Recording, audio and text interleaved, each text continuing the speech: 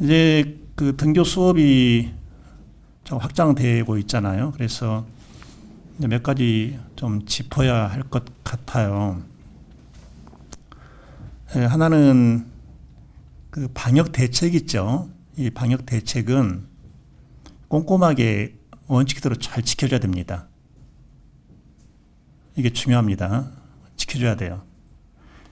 그런데 우리가 이런 거 할 때 두 가지 개념에 좀 주목을 해야 됩니다. 원칙이 있으면은요, 그 원칙이 현장에 들어가잖아요. 그래서 현장에서 원칙이 움직이는데 그 현장과 원칙이 잘 맞아 들어가야 됩니다. 그래서 그걸 가리켜서 구체적 타당성이라고 합니다. 원칙을 세웠는데 그 원칙이 현장에 가서도 잘 들어맞더라, 이게 구체적 타당성도 있더라 이겁니다. 근데 방역 대책의 원칙이 있는데 그 원칙을 그대로 꼼꼼하게 지켰다. 그런데 현장에서는 안 맞는 경우가 있을 수가 있겠죠. 아까 나왔죠.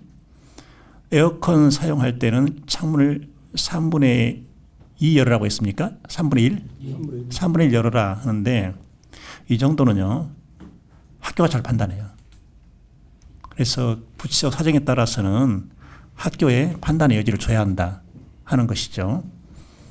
다음, 등교 수업을 시작했는데 이 등교 일을 어떻게 할 거냐, 그러니까 매일 등교할 거냐, 아니면 격일로 할 거냐, 아니 일주일에 몇 번 할 거냐, 또 수업을 진행하는데 수업 1시간 단위로 몇 분으로 할 거냐, 그리고 점심시간은 어떻게 할 거냐, 이런 것은요, 도교육청보다, 교육지원청보다 학교가 훨씬 더 잘 알고 있습니다. 그래서 이 부분에 대해서는 학교의 자율적 판단을 존중해 줘야 한다. 그래야 구체적 타당성을 최대한 확보하면서 원칙이 힘을 얻는 것이다. 이렇게 보면 되겠습니다. 우리 도교육청, 특히 학교교육과 그리고 저기에 인성공학과, 때로는 또 미래인재과, 여기에서는 학교에서 그런 질문이 들어오면 그 질문을 이게 책임 있게 답변해 주셔야 됩니다. 너무 꼼꼼하게 하는 것은 그것은 제대로 된 답변이 아니거든요. 그래 주시고, 만약에 그래도 뭔가 부족한 거 있으면 제 의견을 좀 직접 확인하십시오. 어떻게 하면 좋겠느냐고.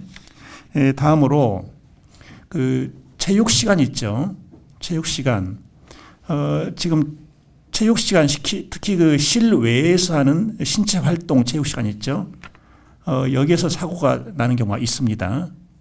아이들 마스크를 계속 씌워놓으니까 애들 숨이 가빠가지고, 특히 이게 폐가 약한 아이들 있잖아요. 심장이 약한 아이들, 굉장히 치명상을 줄 수가 있거든요. 그래서 이런 걸 너무 과하게 그 융통성 없게 그렇게 해서는 오히려 안 좋은 일이, 사고가 발생할 수 있다는 것을 꼭 알아두면 좋겠어요. 그래서 실외 신체 체육 활동할 때 마스크 사용은 특별히 조심하시라 하는 걸 말씀드립니다. 그 다음에 지금 현장 교사들에게 중요한 것은, 일단 교사들이 자기 그 교사의 전문성에 따라서 판단한 그 결과를 일일이 책임을 묻는 그런 건 없으면 좋겠다. 아마 그런 기분을 갖고 있지 않겠습니까? 그래서 등교 계약에 따라서 발생하는 모든 일에 대해서는 교사가 책임지는 것이 아니고 도교육청이 책임지는 것이다. 그것에 대해서 교사들이 명확하게 인지를 하면 좋겠고, 그리고 이 부분에 대해서는 교사들이 신뢰를 해주면 좋겠다는 말씀을 드립니다.